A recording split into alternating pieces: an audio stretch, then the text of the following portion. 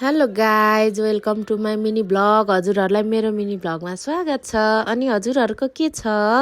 मेरो चाहिँ सबै ठिकठाक छ।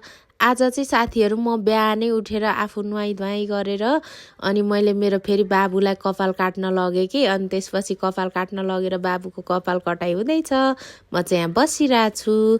अनि साथीहरू आएर फेरि घरमा नुहाई यताउता धन्दा गरेर पनि फेरि म बाहिर जानु थियो नि त।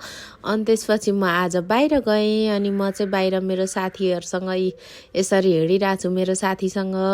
अनि आज चाहिँ साथीहरू फेरि यो दालमोठ चाहिँ एउटा दिदीले ल्याइदिनुहुन्छ। एकदमै मिठो छ यो दालमोठ। अनि हामीले सधैँ त्यहाँबाट मगाएर खान्छौँ। अनि त्यसपछि म र साथीले चाहिँ फेरि दालमोठ पनि खाँदैछौँ।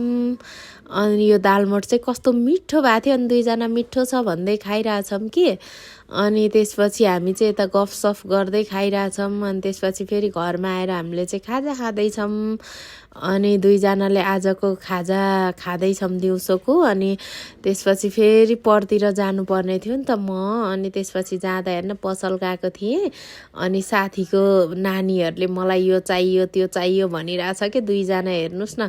अनि त्यसपछि फेरि मैले आज माछा खाने भनेर अनि म चाहिँ माछा किन्न गएँ माछा पसलमा। अनि हामीले सधैँ ल्याउने माछा पसल हो यो चाहिँ। अनि त्यसपछि मैले चाहिँ प्रायः जे खानेकुरामा पनि फुड कलरहरू केही पनि युज गर्दिनँ। सिम्पल तरिकाले बनाउने गर्छु। अनि माछालाई मेरिनेट गरेर छोडिदिएँ। अनि यता मैले फेरि तेल लगाउन थालेँ। तेल तात्नलाई छोडिदिएँ। अनि तेल पनि तातिसक्यो। अनि तेल तातिसकेपछि अनि फेरि माछालाई मैले दुईवटा त्यो सानो सानोवाला माछालाई टक्क हालिदिएँ। अनि पाक्नलाई छोडिदिएँ माछालाई। अनि मैले चाहिँ फेरि यतातिर माछा उयो गरेर खाना बसाउनलाई चामल पखाल्न थालेँ।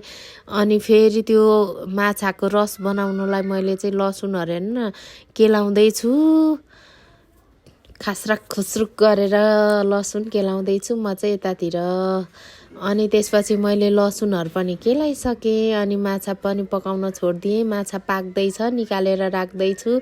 अनि त्यसपछि हेर्न मैले यो चाहिँ अगाडि चाखिसकेको थिएँ अलिकति कस्तो भयो भनेर। अनि फेरि खाँदैछु मैले यो माछा चाहिँ।